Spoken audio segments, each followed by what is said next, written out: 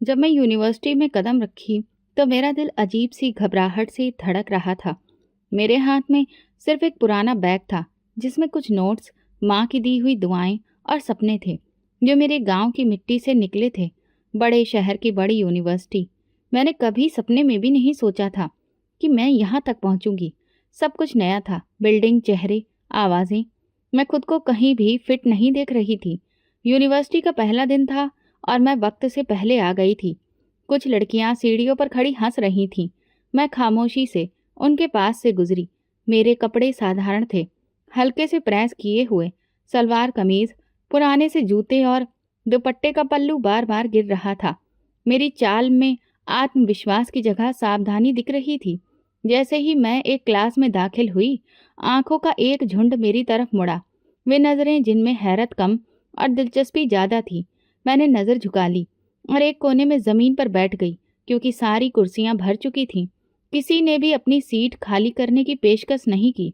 मैंने सोचा कि शायद सब यही करते हैं, लेकिन मेरा भ्रम उस वक्त टूटा जब एक लड़की ने जोर से कहा, वो देखो, नौकरानी की बेटी यूनिवर्सिटी में आ गई है। नीचे बैठेगी या झाड़ू भी लाई है? एक जोरदार हंसी की झनकार गूंजी, जैसे क्लासरूम नहीं, कोई तमाशा हो। मेरी सांसें रुक गईं। मैंने सिर्फ सर झुकाया, कुछ नहीं कहा। मेरी आंखों में नमी थी, पर मैं जानती थी इस वक्त अगर रो दी तो ये मेरी हार होगी, और उन सब लड़कियों के लिए भी जो आज भी दरवाजे के बाहर सपना लिए खड़ी हैं। एक और लड़की ने जोर से कहा, सानिया, देखो इसका बैग, शायद नाले के पास रखा था, बदबू आ रही है। मुझे लगा जैसे जमीन मुझे निगल ले, लेकिन नहीं, वही जमीन थी जो मेरी बुनियाद थी, जिस पर मैं पलकर बड़ी हुई थी। मैं जानती थी कि मैं वहां किसी को खुश करने नहीं, बल्कि कुछ बनने के लिए आई हूँ। क्लास शुरू हुई तो एक लंबा चौड़ा प्रोफेसर क्लास में दाखिल हुआ। बिना किसी से कुछ कहे उसने लेक्चर देना शुरू कर दिया। मैं बहुत ध्यान से सुन रही थी, कोशिश कर रही थी कि हर शब्द अपने दिमाग में सुरक्षित कर लूं। मेरे पास नई किताबें नहीं थीं, बस एक साधारण कॉपी और पुराना पेन, लेकिन हिम्मत ताजा थी। दिल की गहराइयों में जलती वो आग जिसे नजरअंदाज नहीं किया जा सकता। लेक्चर खत्म होने के बाद सब अपने ग्रुप में गप्पे मारने लगे। मैं लाइब्रेरी की ओर बढ़ गई। लाइब्रेरी में दाखिल होते ही एक नौजवान लड़का किताबों को ठीक से रख रहा था। उसने मेरी तरफ देखा और मुस्कुराकर बोला, पहला दिन है, अगर कोई किताब चाहिए हो तो बता देना, मैं मदद कर दूंगा। मैंने बस सर हिलाया, ना कोई रुतबा झाड़ना और ना कोई एहसान दिखाना, बस एक साधारण सी बात। लेकिन उस बात में वो एहसास था जो आज तक मुझे किसी क्लासमेट से नहीं मिला। मैंने किताबें निकालकर कुछ नोट्स बनाए और वापस हॉस्टल के लिए निकल पड़ी। रास्ते में वही ग्रुप फिर मिला। एक लड़की बोली, अगली बार जल्दी आ जाना, वरना नीचे ही जगह मिलेगी। वैसे तुम्हारे जैसे लोगों की असली जगह नीचे ही होती है। मैंने इस बार भी कोई जवाब नहीं दिया, बस दिल में एक बात उतर गई, अब मैं जमीन पर बैठूंगी, लेकिन एक दिन यही लोग मेरी ऊंचाइयों को मानने पर मजबूर होंगे। उस रात मैंने माँ को फोन करके सिर्फ इतना कहा, माँ, यहाँ सब मुझे नीचा दिखाते हैं। माँ की आवाज आई, बेटी, नीचे देखने वालों को भगवान एक दिन ऊपर उठा देता है, सब्र करो। मैंने उस रात खुद से वादा किया, जो भी हो, किसी को ये एहसास नहीं होने दूंगी कि मैं टूट रही हूँ। यूनिवर्सिटी का पहला दिन गुजर चुका था, लेकिन उसका असर मेरे कदमों से चिपक कर रह गया था। अगले दिन मैं समय पर पहुंची और इस बार भी सबसे पीछे जमीन पर बैठने के लिए जगह ढूंढी। किसी को कोई फर्क नहीं पड़ा। मुझे जल्दी ही अंदाजा हो गया था कि यहाँ अपने सिवा मेरा कोई नहीं है। क्लास के नोट्स अक्सर ग्रुप में बांटे जाते, लेकिन मुझे कभी शामिल नहीं किया गया। अक्सर लेक्चर के बाद प्रोफेसर बेहतरीन किताबों के नाम बताते, लेकिन जिनके पास मोबाइल फ़ोन थे, पीडीएफ या नए एडिशन की तस्वीरें होती, वही आगे बढ़ पाते। मेरे लिए लाइब्रेरी ही एकमात्र सहारा थी, वो भी समय सीमा के साथ। एक दिन मैंने एक क्लासमेट से पूछा, अगर तुम्हारे पास पिछले सेमेस्टर के नोट्स हों तो क्या तुम मुझे दे सकती हो? उसने बिना मेरी तरफ देखे कहा, मुझे याद नहीं कहाँ रखे हैं। वैसे भी तुम्हें तो सब रट लेना है ना, नोट्स की क्या ज़रूरत है? उस जवाब ने मेरे अंदर कुछ ठंडा कर दिया, जैसे कोई दरवाज़ा था जो पूरी आवाज़ के साथ बंद हो गया। मैं चुपचाप पलटी और खुद से कहा, ठीक है, अब खुद ही सब कुछ करना होगा। हर रोज की तरह मैं सबसे पहले क्लास में आती और सबसे आखिरी में जाती। लाइब्रेरी मेरी पनाहगाह बन चुकी थी। कुछ किताबें इतनी पुरानी थीं कि उनके पन्ने हाथ लगाते ही झड़ने लगते, लेकिन मैं पुरानी किताबों से नई दुनिया तलाशने की कोशिश करती। जो भी टॉपिक समझ में नहीं आता, उस पर घंटों बैठकर सोच विचार करती। एक दिन मैं मैथ के एक मुश्किल सवाल में उलझी हुई थी, जब एक आवाज़ आई, अगर तुम चाहो तो मैं समझा सकता हूँ। मैंने चौंक कर देखा तो वही लड़का जो पिछले हफ्ते लाइब्रेरी में किताबें ठीक कर रहा था, सामने खड़ा था। वो मुस्कुरा रहा था, लेकिन उसकी मुस्कान में दिखावा नहीं था। मेरा नाम अमर है। हम एक ही क्लास में हैं। तुम हर वक्त कुछ ना कुछ पढ़ती रहती हो, कभी थकी हुई नहीं लगती। मैंने धीरे से सिर हिलाया। ज़रूरत है, समझना ही पड़ता है, क्योंकि पूछने का अधिकार मुझे मिला नहीं। अमर बैठ गया और मेरे सवाल पर विस्तार से बात करने लगा। उसकी समझदारी हैरान कर देने वाली थी। बातों बातों में उसने बताया कि वो खुद भी स्कॉलरशिप पर आया है, लेकिन क्योंकि उसका लहजा शहरी था और कपड़े महंगे, किसी ने सवाल नहीं किया। उस दिन के बाद जब भी कोई मुश्किल सवाल होता, अमर मेरी मदद करता। वो खुद भी व्यस्त होता, लेकिन मुझे समय देता। एक दिन जब हम क्लास से निकल रहे थे, एक लड़की ने अमर से कहा, तुम्हें वाकई यही साथी मिला है? अमर ने सुकून भरे लहजे में जवाब दिया, हाँ, क्योंकि ये पढ़ने आई है, दिखावा करने नहीं। वो लड़की कुछ बोली नहीं, बस तेवर बदलकर चली गई। मुझे हैरत हुई कि किसी ने मेरे लिए आवाज उठाई, बिना ये सोचे कि लोग क्या कहेंगे। कभी कभार अमर मेरे लिए पुराने सेमेस्टर के नोट्स प्रिंट करवा कर लाता, कभी नई किताबों की फोटो कॉपी कर देता। एक बार उसने मेरे लिए फिजिक्स का एक मॉडल भी बना दिया। जब हमें एक प्रोजेक्ट में हिस्सा लेना था, मुझे किसी ने अपने ग्रुप में नहीं लिया था। तुम अकेले भी कर सकती हो, मैं मदद करूंगा, लेकिन ये ग्रुप असाइनमेंट है, नंबर नहीं मिलेंगे। मैं बात कर लूंगा सर से, तुम बस काम पूरा कर लो, उसने कहा। उसकी दी हुई चीज़ों और सलाह से मैंने मॉडल बनाया। प्रोफेसर ने जब देखा तो हैरान रह गए, पूछने लगे कि किसकी मदद से बनाया। मैंने सच सच कह दिया, अमर ने मदद की है, लेकिन काम मैंने खुद किया है। प्रोफेसर ने सिर हिलाया, कुछ भी नहीं कहा, लेकिन इस बार पहली बार ऐसा लगा जैसे उन्होंने मेरी मौजूदगी को महत्व दिया है। यूनिवर्सिटी में 2 हफ्ते गुजर चुके थे। मैं अभी तक एक भी किताब खरीदने के काबिल नहीं हो पाई थी। लाइब्रेरी में बुकिंग पहले आती थी और फिर इम्पॉर्टेंट किताबें पहले ही दी जाती थी। एक दिन अमर ने कहा, ये मेरे पुराने सेमेस्टर के रेफरेंस नोट्स हैं, इन्हें तुम रख लो, मुझे अब इनकी ज़रूरत नहीं है। मैंने मना किया, नहीं, तुम्हें शायद बाद में ज़रूरत पड़े। नहीं, तुम्हें इस वक्त ज़रूरत है। इस वक्त का देखा, बाकी चीज़ें बाद में देखी जाएंगी। वो किताबें मेरे लिए किसी खजाने के जैसी थी। मैंने इम्पॉर्टेंट जगहों पर निशान लगाए और कॉपी में खाका बनाकर तैयारी की। कुछ इम्पॉर्टेंट टॉपिक पर अमर के साथ डिस्कशन किया। ये जीने का एक नया अंदाज था, जिसे किसी ने सिखाया नहीं, जिसे सिर्फ मौका दिया गया था। कभी मैं उसकी मदद से सवाल हल करती तो वो मुस्कुराकर कहता, देखा, अब तो मुझे पढ़ा सकती हो। हमारी बातचीत हमेशा पढ़ाई के आसपास ही घूमती रहती। हमने कभी भी फिजूल बातें नहीं की। उसने कभी मुझसे कोई पर्सनल सवाल भी नहीं किया। उसका व्यवहार भरोसे से भरा हुआ था। वो मेरी इज्जत करता था, जैसे मैं कोई कमज़ोर लड़की नहीं बल्कि एक काबिल इंसान हूँ। पूरे 4 साल मैंने यूनिवर्सिटी का हर लेक्चर, हर प्रेजेंटेशन ज़मीन पर बैठकर सुना। शुरू में ये मजबूरी थी, फिर आदत बन गई और आखिर में मेरी पहचान। शुरू के महीनों में मुझे ये लगा था कि शायद ये वक्त के साथ है, और जैसे जैसे वक्त आगे बढ़ा, लोग बदल जाएंगे, लोगों का व्यवहार नरम हो जाएगा, लेकिन कुछ भी नहीं बदला। चौथे सेमेस्टर में जब रिसर्च वर्क शुरू हुआ तो ग्रुप बने। सबने अपने दोस्तों के साथ ग्रुप बना लिया। मेरा नाम किसी भी लिस्ट में नहीं था। अमर मेरे पास आया, मैंने सर से बात कर ली है, हम दोनों अलग अलग ग्रुप में होंगे। मैंने पूछा, सर ऐतराज़ नहीं करेंगे? वो कहने लगा, अगर करेंगे भी तो क्या, 2 लोग हैं, काम तो पूरा होगा ना, और हम पूरा करके दिखाएंगे।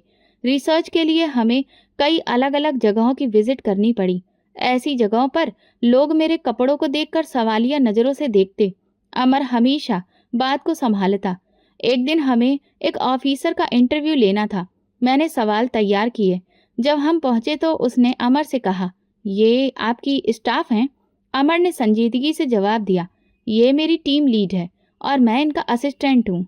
इस जवाब पर वो शख्स चुप हो गया और पूरे इंटरव्यू में मेरी तरफ देखकर कायदे से वैल्यू देते हुए बात करता रहा। वापसी पर मैंने कहा, तुमने ज़रूरत से ज़्यादा इज्जत दी। तो उसने मुस्कुराते हुए कहा, मैंने सिर्फ वही कहा जो तुम हो, बाकी लोग कम देखते हैं तुम्हें, तो पूरा देखना चाहिए ना। चौथे सेमेस्टर में एक परीक्षा में मेरे नंबर कम आए। मैंने प्रोफेसर से रिक्वेस्ट की कि मेरी कॉपी दोबारा चेक की जाए। उन्होंने कहा, वक्त गुजर गया है, अब कुछ भी नहीं हो सकता। अमर ने मेरी कॉपी देखी और कहा, ये तुम्हारी नहीं लगती, इसमें तो कई सारे जवाब गायब हैं।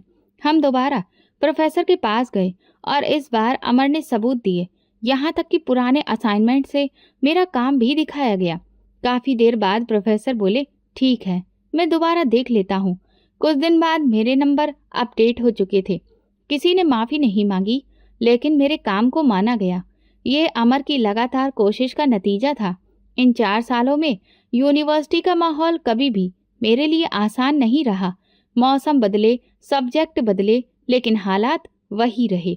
मेरे लिए ज़मीन पर बैठना एक आदत बन गया था, और उनके लिए भी, जो समझते थे कि इज्जत सिर्फ कुर्सी पर बैठने से मिलती है। अमर कई बार कहता, तुम सिर्फ क्लास नहीं, पूरे सिस्टम को बदल रही हो। मैं हंस देती, मैं सिर्फ अपना रास्ता बना रही हूँ। अगर किसी को इससे हिम्मत मिलती है तो वो उसका नसीब है। ग्रेजुएशन के आखिरी दिन सब तस्वीरें खिंचवा रहे थे। मैंने अमर से कहा, क्या हमारे पास भी कोई यादगार तस्वीर नहीं होनी चाहिए? उसने कहा, होनी चाहिए, लेकिन ज़मीन पर। वही तुम्हारी असली पहचान है। हम दोनों ने एक तस्वीर ली। मैं ज़मीन पर बैठी थी और वो मेरे पास खड़ा था। वो तस्वीर बाद में मेरी ज़िंदगी की सबसे कीमती तस्वीर बनी। 4 साल बाद जब मैंने यूनिवर्सिटी के गेट से बाहर कदम रखा तो दिल में फ़ख्र था, कोई शिकायत नहीं थी। मुझे पता था कि मैं ज़मीन की बेटी हूँ और इसी ज़मीन से मैंने अपनी पहचान बनाई है। यूनिवर्सिटी ख़त्म हुई तो ऐसा लगा जैसे कोई सफ़र पूरा हो गया हो, लेकिन जल्दी ही समझ आया, असली कहानी तो अब शुरू होनी है, जब सब अपने अपने करियर के रास्तों पर चल पड़े। कोई नौकरी की तरफ, कोई शादी की सलाह पर। मैंने उसी वक्त एक नई लड़ाई चुन ली, सिविल सर्विसेज की तैयारी। ये फैसला आसान नहीं था, मुकाबला बहुत कठिन था, मेहनत भारी थी और वक्त मेरे साथ नहीं था। लेकिन मेरे पास वो था जो बहुतों के पास नहीं होता, चट्टान जैसी हिम्मत और माँ का आशीर्वाद। अमर अब भी मेरे करीब था, जैसे वो समझ चुका हो कि मेरा अगला कदम क्या होगा। एक दिन मैंने अमर को फ़ोन किया, मैंने सिविल सर्विसेज की तैयारी शुरू कर दी है, लेकिन सिलेबस बहुत विस्तारित है और किताबों के नाम तो मैंने पहली बार सुने हैं। अमर ने कहा, तुम परेशान मत हो, मेरे कुछ जानने वाले भी तैयारी कर रहे हैं। मैं उनसे नोट्स का बंदोबस्त कर दूंगा और जहाँ जहाँ ज़रूरत हो वहाँ मैं तुम्हें खुद भी पढ़ा दूंगा। हमने एक पास की लाइब्रेरी में मेंबरशिप ली और फिर तैयारी की शुरुआत हो गई। मेरे पास नई किताबें खरीदने की कोई गुंजाइश नहीं थी, इसलिए ज़्यादातर पुरानी किताबें या फ़ोटोकॉपी के नोट्स का इस्तेमाल करती रही। कई बार ऐसा भी होता कि किसी किताब का सिर्फ कोई ज़रूरी हिस्सा ही नोट्स में होता, और वो भी अक्सर ऐसा होता कि वो किसी और ने पहले ही ले लिया होता। हम रोज़ लाइब्रेरी में एक खास टेबल पर बैठते, वो अपने काम में व्यस्त होता और मैं अपने नोट्स के साथ। कभी कभी वो बीच में अपना सर उठाकर पूछता, कौन सा टॉपिक मुश्किल लग रहा है? मैं कहती, पॉलिटिकल साइंस। पॉलिटिकल साइंस के नाम याद ही नहीं होते। वो मुस्कुराकर कहता, आज रात हम इस पर ही अच्छे से डिस्कशन करेंगे। हमने अपना एक रूटीन बना लिया था, सुबह से शाम तक नोट्स को अच्छे से पढ़ना और फिर शाम को फ्री होने के बाद उन पर डिस्कशन, और रात को एक छोटा सा क्विज टेस्ट। वो इम्पॉर्टेंट टॉपिक्स पर बोलने की प्रैक्टिस करवाता, वो सवाल करता और फिर मेरी उस पर पूरी तैयारी सुनता। हमने फिर एक नेक्स्ट स्ट्रेटजी बनाई, पूरे हफ्ते भर रिवीजन और नोटिस को पढ़ना, और रोज़ाना एक जनरल नॉलेज का टॉपिक और हफ्ते में एक मॉक टेस्ट। एक दिन जब हम करंट अफेयर्स का एक टॉपिक पढ़ रहे थे तो मैंने कहा, अजीब बात है ना, हम कई सारी तारीखों से सीखते हैं और मैं इन तारीखों से भागती हूँ। अमर ने कहा, लेकिन अब तुम अपनी तारीख लिखने जा रही हो। मेरी माँ भी इस पूरे वक्त में सबसे ज़्यादा मेरे लिए प्रार्थना करने वाली थी। वो सुबह सबसे पहले उठकर मेरे लिए प्रार्थना करती। जब वो फ़ोन करती तो कहती, बेटी सोने से पहले कुछ खा लेना, पढ़ाई तभी कामयाब होती है जब शरीर भी हेल्दी हो। हमेशा की तरह मैंने एक छोटे से ऑनलाइन ग्रुप के लिए भी पढ़ाना जारी रखा ताकि कुछ खर्चा चलता रहे। एक दिन एक स्टूडेंट ने पूछा, मैडम आप खुद भी एग्जाम दे रही हैं? मैंने कहा हाँ, और अगर तुम लोग पढ़ोगे तो मैं भी कामयाब हो जाऊंगी। उसी दिन मुझे एहसास हुआ कि मैं सिर्फ अपने लिए नहीं बल्कि उन सबके लिए पढ़ रही हूँ जो मेरे साय में खुद को बढ़ते हुए देखना चाहते हैं। तैयारी के आखिरी महीने में जब काफ़ी सारे टॉपिक्स कंप्लीट हो चुके थे तो हमने एक प्लान बनाया। हर दिन एक टॉपिक पर डिस्कशन और हर हफ्ते एक पूरा मॉक टेस्ट। एग्ज़ाम के दिन पास आ रहे थे और दबाव भी बढ़ता जा रहा था, मगर मेरे अंदर एक ठहराव था। मैंने खुद से कहा, तुमने अपना सब कुछ दे दिया है, अब जो भी होगा उस पर राजी रहना सीखो। एग्ज़ाम के दिन भले ही मैंने यूनिफॉर्म नहीं पहन रखा था, लेकिन अंदर से वही जज्बा और आत्मविश्वास को पहनकर बैठी थी। मैंने पर्चे खोले, गहरी सांस ली और कलम उठा लिया। अमर मेरे हॉल के बाहर इंतजार कर रहा था, जैसे कि वो ये जानता हो कि मेरी खामोश लड़ाई जीत में बदलेगी। एग्ज़ाम के बाद तकरीबन 2 महीने गुजर चुके थे। इंतजार करीब था और हर गुजरते दिन के साथ दिमाग पर बोझ बढ़ता जा रहा था, लेकिन फिर भी खुद को व्यस्त रखने के लिए कुछ चीज़ें तय कर ली थीं। सुबह को एक्सरसाइज करना, दोपहर को पढ़ाना, शाम को लाइब्रेरी का वक्त और रात को माँ के साथ कुछ साधारण बातचीत। लेकिन अंदर ही अंदर एक हलचल थी जो किसी भी पल सुकून नहीं लेने देती थी। फिर एक सुबह मैं लाइब्रेरी से वापसी के रास्ते पर थी जब फ़ोन पर एक मैसेज आया, रिजल्ट जारी हो चुके हैं, वेबसाइट देखो। ये अमर का मैसेज था। मेरे तुरंत ही हाथ कांप गए। मैं पास के कैफ़े में जाकर बैठी, फ़ोन का ब्राउज़र खोला और रोल नंबर डाला, और जैसे ही रिजल्ट सामने आया मेरी सांसें रुक गईं। Pallavi Kumari, merit position first, allocated group, Indian administrative services. मेरे आसपास का जैसे सब कुछ रुक गया। मैं समझ ना पाई कि ये ख्वाब है या फिर हकीकत। मेरी आंखों में उस वक्त नमी थी, लेकिन वो खुशी की थी। ये खुशी उन प्रार्थनाओं का जवाब थी जो मेरी माँ बरसों से भगवान से मांगती आई थी। मैंने तुरंत ही माँ को फ़ोन किया, माँ पहला नंबर आया है, मैं कामयाब हो गई। माँ की आवाज़ भर आई, मैंने कहा था ना, मेरी प्रार्थनाएं खाली नहीं जाएंगी। दोपहर के वक्त अमर मिला। वो मुस्कुराया और बोला, मैं जानता था कि तुम वही करोगी जो सबको लगता है कि नामुमकिन है। मैंने पूछा, तुम्हें कैसे यकीन था? क्योंकि तुमने सिर्फ सपने नहीं देखे थे, उन पर मेहनत भी की थी। हम दोनों सड़क के किनारे बैठे थे। आसपास चहल पहल थी, लेकिन मेरे दिल में सुकून था।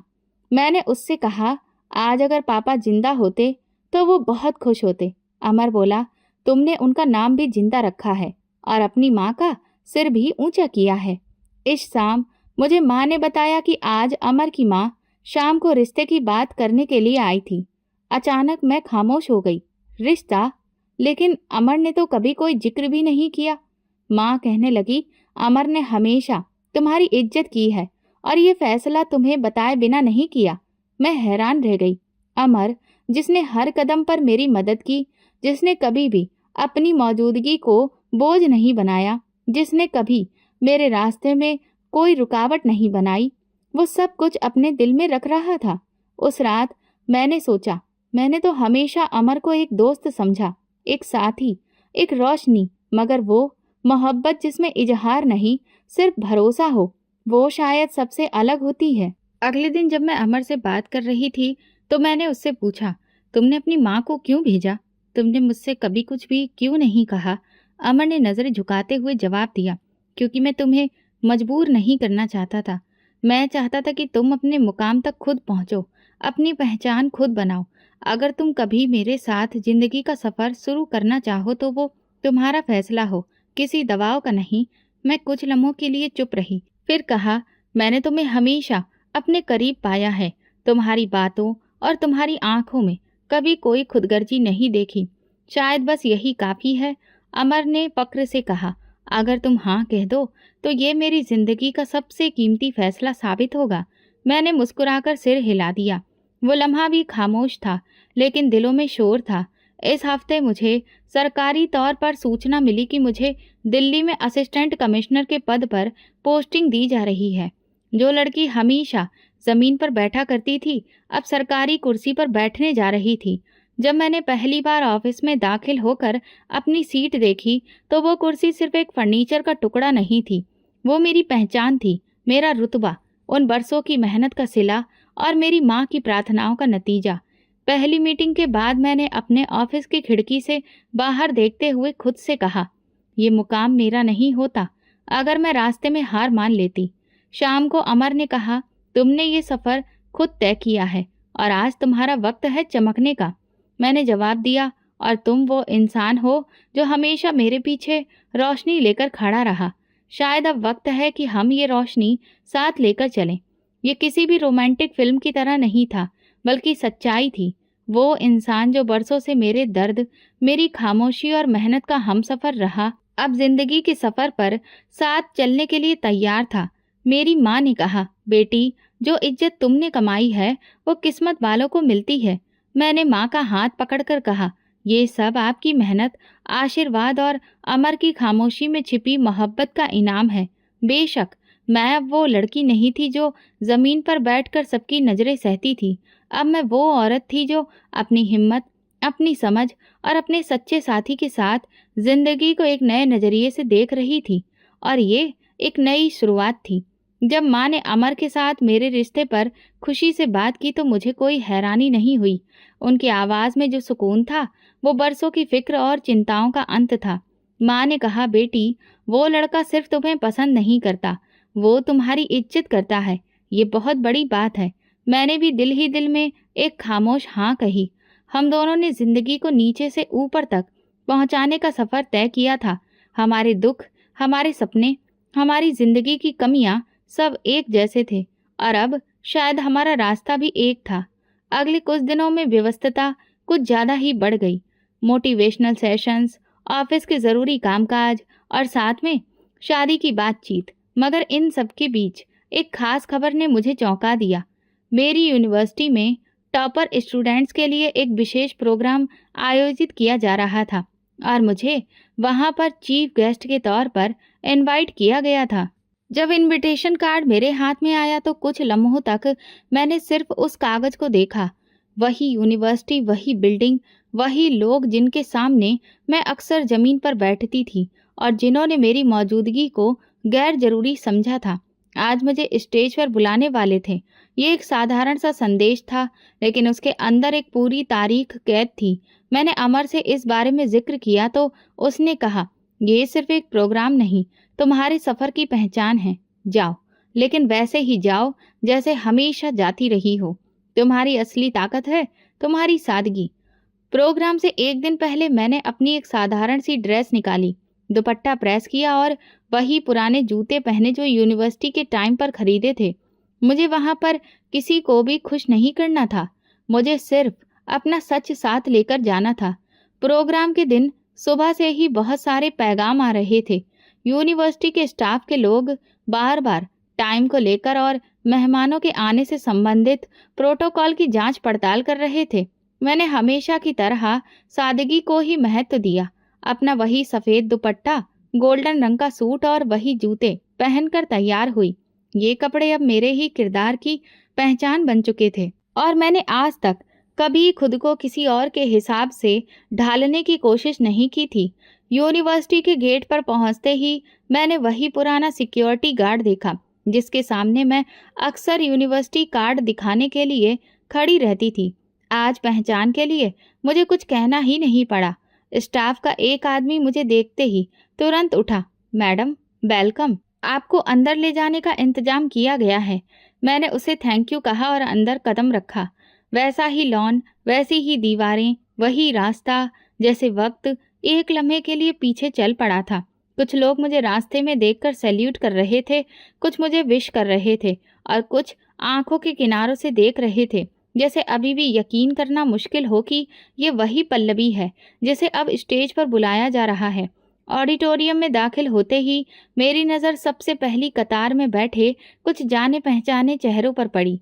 उनमें कुछ प्रोफेसर्स थे जिनकी क्लासेस में मैं हमेशा आखिरी सीट या फिर फर्श पर बैठती थी। कुछ ने मुझे देखा और कुछ ने मुझे नज़रअंदाज किया, लेकिन मेरे कदम मजबूत थे।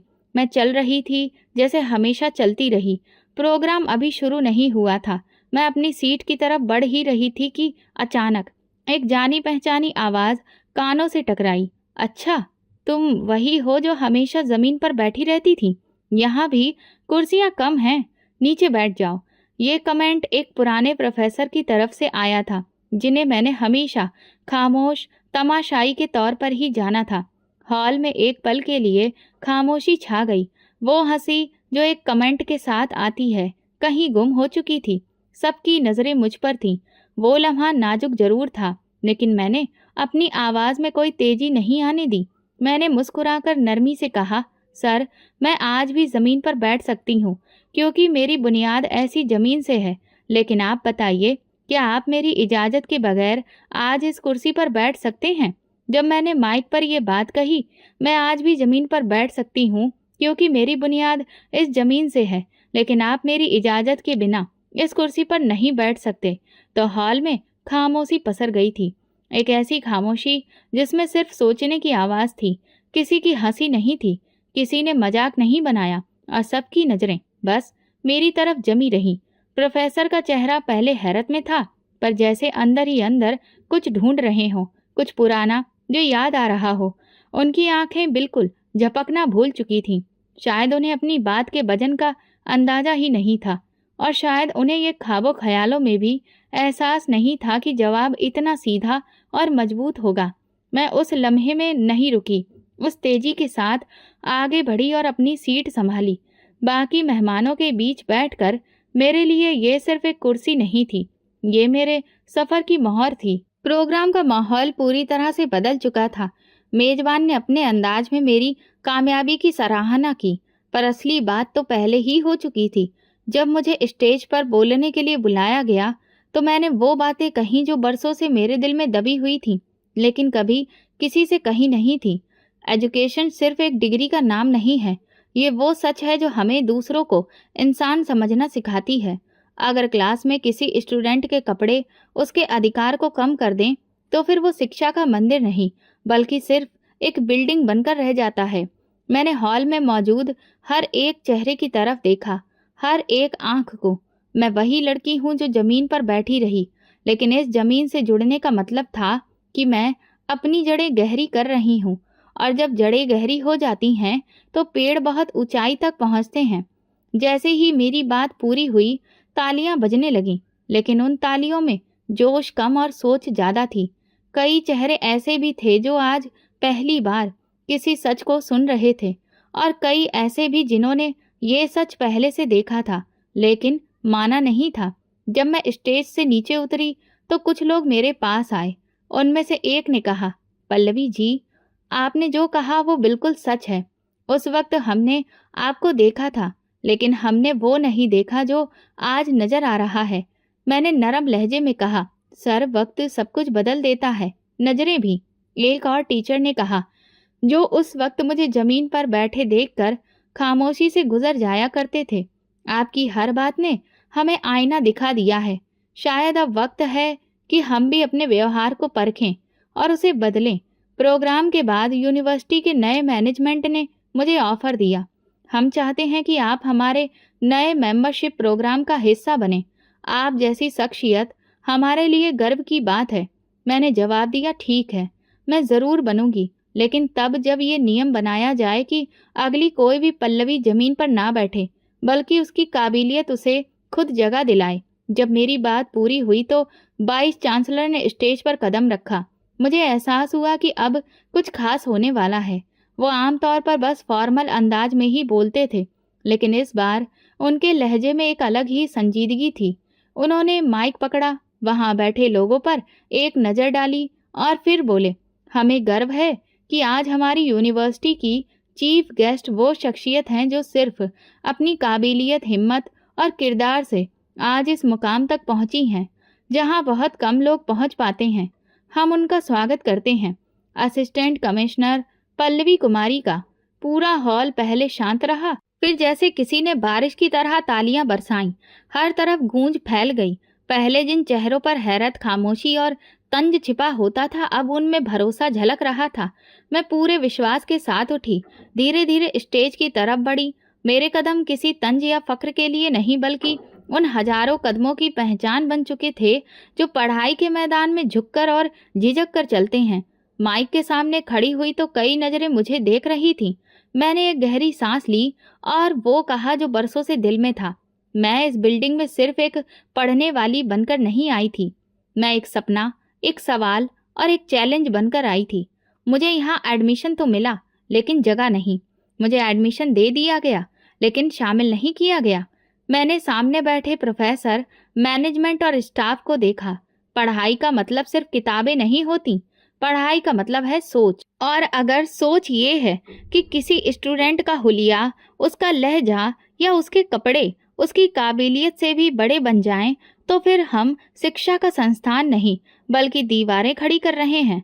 कुछ चेहरों पर झिझक जाहिर थी, जैसे कोई सच सामने आकर रास्ता रोक रहा हो। इस हॉल में बैठे कई स्टूडेंट्स आज भी वही सब कुछ सह रहे होंगे जो मैंने सहा। उन्हें शायद कुर्सी ना मिली हो, मौका ना मिला हो, या हिम्मत तोड़ने वाली बातें रोज सुनाई देती हों, लेकिन मैं कहना चाहती हूँ, तुम्हारे सपने किसी जुबान, कपड़े या नाम से कम नहीं होते। मैंने हाथ से इशारा किया।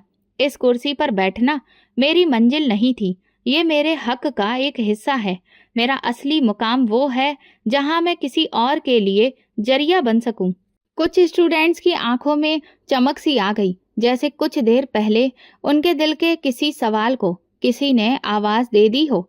मैं जब पहली बार जमीन पर बैठकर क्लास सुनी थी तो सोचा था कि एक दिन जमीन से उठकर खड़ा होना है, मगर अब जब इस मुकाम पर हूं तो जानती हूँ कि मेरी असली ताकत वही जमीन है, वही सब्र, वही हिम्मत, वही खुददारी।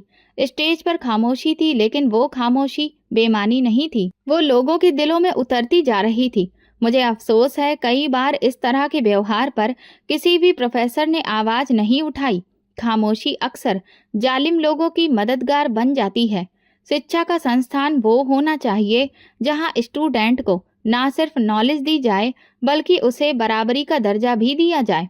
सामने बैठे वाइस चांसलर हल्के से सिर हिला रहे थे, जैसे हामी भर रहे हो कि सच्चाई कड़वी जरूर होती है, लेकिन जरूरी भी। इंसान के स्टेटस का फर्क सिर्फ दिलों का नहीं होता, बल्कि सच का भी फर्क होता है।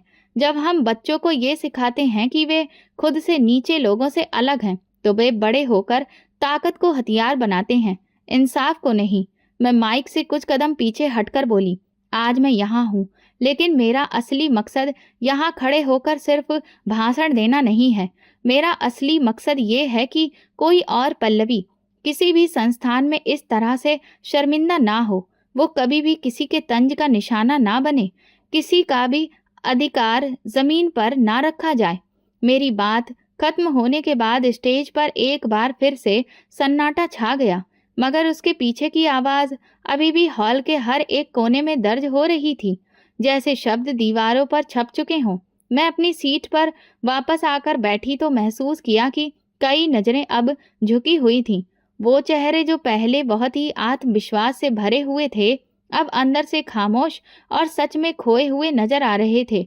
प्रोग्राम के बाद जब मेहमानों के लिए चाय का बंदोबस्त हुआ तो मैं भी वहां पहुंची। कुछ लोग बस फॉर्मेलिटी से मिल रहे थे, कुछ खामोशी से खड़े थे। एक लम्हे को महसूस हुआ जैसे सब कुछ कहना चाहते हैं, लेकिन शब्द साथ नहीं दे रहे। पहली बार एक ऐसे प्रोफेसर मेरे पास आए जिन्होंने कभी मुझे नजर भरकर भी नहीं देखा था। उन्होंने धीरे से कहा, पल्लवी, अगर वक्त पीछे ले जा सकता तो मैं बहुत कुछ बदल देता, शायद तुम्हारे लिए कोई कुर्सी निकाल देता। मैंने नरम लहजे में जवाब दिया, वक्त शायद पीछे ना जाए, लेकिन सोच आगे जा सकती है। किसी और के लिए अब वो कुर्सी खाली रखी जा सकती है। दूसरी तरफ से एक सीनियर प्रोफेसर जो अब एक निजी कंपनी में ऊंचे ओहदे पर थे, मेरे पास आए। याद है, एक बार तुम लाइब्रेरी में जगह मांग रही थी और हमने इनकार कर दिया था। आज सोचता हूँ हमने तुमसे नहीं, अपनी ज़मीर से इनकार किया था। मैंने कहा, मैं उस वक्त जगह ढूंढ रही थी, आज खुद जगह बनाई है। माफ़ी की ज़रूरत अब नहीं है, बस सीखने की है। उस दिन प्रोग्राम में बहुत लोग मेरे पास आए और उनका लहजा भी बदला हुआ था, जैसे वो अंदर से हिल चुके हों, मगर मेरे अंदर अब कोई खालीपन नहीं था, कोई कमी महसूस नहीं हो रही थी। मैंने अपनी पहचान लोगों के व्यवहार से नहीं, अपनी मेहनत से बनाई थी। एक क्लासमेट ने मुझसे कहा, हम में से किसी को भी नहीं लगता था कि तुम इस मुकाम तक पहुंच जाओगी। तुम्हें नीचे देखना आसान था क्योंकि हम खुद ऊपर नहीं जा सके। मैंने उसकी बात पूरी होने दी, फिर कहा, मैंने कभी ऊपर जाने का सपना नहीं देखा, मैंने सिर्फ गिरने से इनकार किया था। इसी दौरान यूनिवर्सिटी की एक नई स्टूडेंट मेरे पास आई। उसकी आंखों में कुछ सवाल छुपे हुए थे। मैडम, आपसे मिलकर लगा जैसे हम जैसे लोगों के लिए भी कोई रास्ता है। मैंने उसके कंधे पर हाथ रखा और कहा, रास्ता हमेशा होता है, बस अक्सर लोग उस पर चिराग नहीं जलाते। अगर तुम जलाओगी तो तुम्हारे पीछे चलने वाले कम नहीं होंगे। वो लम्हे कीमती थे, लेकिन उनमें जज्बातों का शोर नहीं था, हर बात में वजन था। कई लोग जिन्होंने कभी मेरा मजाक बनाया था अब नजर नहीं मिला पा रहे थे। एक प्रोफेसर जिसने कभी मेरी परफॉर्मेंस को भी महत्व नहीं दिया था, वो आकर बोले, तुमने आज जो कहा उससे ज्यादा मजबूत सबक हमने शायद खुद भी कभी नहीं सीखा था। मैंने मुस्कुराकर जवाब दिया, काश ये सबक मेरे बोलने से पहले आप खुद से सीख लेते। इन बातों में कोई बदले की इच्छा नहीं थी, बल्कि बस ये जानती थी कि अब मैं खुद को मनवा चुकी हूँ और ये पहचान किसी भी माफी की मोहताज नहीं थी। उसी वक्त जिन्होंने मेरी खामोशी को मेरी कमजोरी समझा था, आज मेरी आवाज की गहराई सुन रहे थे। एक पुरानी याद अचानक मेरे मन में लौट आई। वो क्लास का दिन, पहले तंज और वो फर्श जिस पर मैंने अपनी पढ़ाई की बुनियाद रखी थी। अगर उस दिन मैं जवाब देती तो शायद ये सफर वो न होता जो आज बन गया। मैं हर जख्म को सिखाने में बदल चुकी थी, हर खामोशी को खुद पर यकीन में। अमर ने बाद में फोन पर पूछा, कैसा लगा सबके सामने वो बात कह देना जो बरसों से दिल में थी। मैंने कहा, ऐसा लगा जैसे अंदर का बोझ किसी को बिना सुनाए हल्का हो गया हो और सबको ये याद दिलाना जरूरी था कि पढ़ाई सिर्फ उनका हक नहीं है जिनके पास सब कुछ है। अमर कहने लगा, और तुमने सिर्फ बात नहीं की, तुमने मिसाल भी दी। प्रोग्राम खत्म होने के बाद मैं यूनिवर्सिटी के लॉन में कुछ देर चहलकदमी कर रही थी। वही एक लड़की बेंच पर बैठी मुझे देख रही थी। मैं उसके पास गई तो उसने कहा, मैडम, मैं एक पिछड़े इलाके से आई हूँ। यहाँ अक्सर लोग मेरे बात करने के तरीके पर हंसते हैं, लेकिन आज आपको सुनकर हिम्मत मिली है। मैंने कहा, अपने लहजे से कभी भी शर्मिंदा मत होना। असली पहचान वो है जो तुम्हारे अंदर है, बाहर के शब्द सिर्फ दिखावे होते हैं। वो धीरे से मुस्कुराई, जैसे कोई जख्म थोड़ा सा भर गया हो। उसी दिन के बाद मुझे कई इवेंट्स के इनविटेशंस और मैसेजेस आए जिनमें तारीफ से ज्यादा माफी मांगी जा रही थी, लेकिन मैं जानती थी मेरी कहानी अब किसी और की हिम्मत बन चुकी थी। मैं वापस जाते हुए गाड़ी में बैठी तो अपना चेहरा खिड़की की तरफ मोड़ लिया। बाहर मौसम बदल रहा था, शायद अंदर भी। मैंने खुद से कहा, अब शर्मिंदगी का वक्त उनके लिए है जिन्होंने आवाज नहीं उठाई, और मेरा वक्त है रोशनी बांटने का। यही मेरा असली मकसद भी था। यूनिवर्सिटी के प्रोग्राम के बाद जब मैंने ऑफिस की दहलीज पार की तो दिल में एक अजीब सा सुकून था। अब लगता था जैसे हर सवाल, हर तंज, हर खामोशी का मैंने जवाब दे दिया है। लेकिन वो जवाब देना आखिरी मकसद नहीं था, वो तो सिर्फ एक मंजिल थी। असली रास्ता तो अब खुलना शुरू हुआ था। मेरे पहले ट्रांसफर के बाद एक छोटे से जिले में बतौर असिस्टेंट कमिश्नर मेरी पोस्टिंग हुई। वहां पहुंचकर मैं ऑफिस के दरवाजे पर रुकी। वही सादा सा नाम पढ़ा, पल्लवी कुमारी, असिस्टेंट कमिश्नर, और फिर दरवाजा खोलकर अंदर दाखिल हुई। कुर्सी पर बैठते ही एक सरकारी फाइल मेरे सामने रखी गई, लेकिन मेरी नज़र मेज पर रखे हुए उस पुराने बॉल पॉइंट पेन पर थी जो मैंने यूनिवर्सिटी के आखिरी दिनों में इस्तेमाल किया था। मैंने उसे हमेशा अपने साथ रखा था, इस कहानी के लिए कि मैं कहाँ से आई हूँ। जिले के पहले दिन मैंने सभी सरकारी स्कूलों की लिस्ट मंगवाई, फिर एक एक करके विजिट शुरू किया। जहाँ पर बिल्डिंग खस्ता हाल थी वहाँ दोबारा कंस्ट्रक्शन की बात की, जहाँ सुविधाओं की कमी थी वहाँ सुविधाएं मुहैया करवाने की कोशिश की। लेकिन एक ऐसा स्कूल भी था जो इस इलाके के बिल्कुल किनारे पर था। वहाँ गई तो देखा कुछ बच्चियां मिट्टी पर बैठकर पढ़ रही थीं। मैं क्लासरूम के अंदर दाखिल हुई तो एक छोटी सी बच्ची ने सर उठाकर कहा, आप मैडम हैं? आपके कपड़े तो हमारी टीचर जैसे नहीं हैं। मैं हंसने लगी। मैं वही मैडम हूँ जो कभी तुम्हारी तरह जमीन पर बैठी थी। बच्ची ने हैरत से पूछा, फिर आप अब मैडम कैसे बन गईं? पढ़कर, मेहनत करके और हार ना मानकर। उसके बाद मैंने उस स्कूल के लिए पंखे, दरी और नई कुर्सियों की मंजूरी दी। लेकिन असली बदलाव तो मैंने एक प्रोग्राम से शुरू किया, हम सब बराबर हैं। इसके तहत मैंने जिले के सभी स्कूलों में लेक्चर देने का फैसला किया, ताकि बच्चों को सिखाया जा सके कि सपनों का रिश्ता जमीन से नहीं, हिम्मत से होता है। इसी दौरान मुझे एक यूनिवर्सिटी से इनविटेशन आया, नौजवानों की नई रोल मॉडल के रूप में बातचीत के लिए। मैं वहां पहुंची। फिर एक स्टूडेंट ने सवाल किया, जो लोग आपको नज़रअंदाज करते थे तो उस वक्त खुद को कैसे संभाला? मैंने जवाब दिया, मैं खुद को नहीं, अपनी माँ के आशीर्वाद को संभालती थी। वही दुआ मुझे कभी टूटने नहीं देती थी। उस प्रोग्राम के बाद बहुत से स्टूडेंट्स ने मुझसे बात की, कुछ ने मदद मांगी और कई ने बताया कि वो पहली बार किसी सरकारी अफसर को इतना करीब महसूस कर रहे हैं। मैंने उन सबसे एक ही बात कही, मेरी कामयाबी सिर्फ मेरी नहीं, उन सब की है जो मेरे जैसे थे या मेरे बाद आएंगे। अमर अब मेरी सोच का हम सफ़र था। उसने अपनी एक छोटी सी सोशल एंटरप्राइजेस बनाई थी, जो बच्चों के लिए शिक्षा के मुफ्त सेशन करवाता था। हम दोनों ने मिलकर कई एजुकेशन कैंपस की शुरुआत की। मैं नीति निर्माण के तहत पर काम करती और वो फील्ड में। एक शाम जब मैं ऑफिस से वापस आ रही थी तो रास्ते में गांव के चौराहे पर कुछ नौजवानों को बैठे देखा। उनमें से एक ने मुझे देखकर कहा, मैडम आप टीवी पर भी आई थी ना? मैंने मुस्कुराते हुए कहा, हाँ, लेकिन वो तो सिर्फ कैमरा था, असली काम तो यहाँ होता है। दूसरा बोला, हमने सुना था कि बड़े लोग करीब नहीं आते, लेकिन आप तो रोज यहाँ आती हैं। मैंने जवाब दिया, बड़े वो नहीं होते जो दूर खड़े हों, बड़े वो होते हैं जो तुम्हें तुम्हारी कीमत समझाएं। उन नौजवानों में से एक जो कभी स्कूल के बाहर काम करता था, अब हमारे स्कॉलरशिप प्रोग्राम का हिस्सा था। उसने बाद में एक ईमेल में लिखा, मैडम आपकी वजह से मैं किताबों को बोझ नहीं, ताकत समझना शुरू कर दिया है। ये वही पल थे जिनके लिए मैंने बरसों जमीन पर बैठकर क्लासेस की थी, दिन रात जाकर पढ़ाई की थी और हर तंज, हर चुप्पी को सहा था। मेरी माँ अभी भी भगवान से रोज मेरे लिए प्रार्थना करती थी। वो अक्सर कहती, बेटी अब तुम दूसरों के लिए दुआ बन चुकी हो। और मैं सोचती हूँ शायद इसी का नाम रोशनी है, जो खुद जले ताकि दूसरों का रास्ता रोशन कर सके। आखिरी दिनों में जब एक एजुकेशन कॉन्फ्रेंस में मुझे best role model for education का खिताब दिया गया तो मैंने माइक पर सिर्फ एक बात कही, मैं वो रोशनी नहीं बनना चाहती, मैं वो आग बनना चाहती हूँ जो कभी बुझाई न जाए। जब प्रोग्राम खत्म हुआ तो एक छोटा सा बच्चा पास आकर बोला, मैडम क्या मैं भी एक दिन आपकी तरह बन सकता हूँ?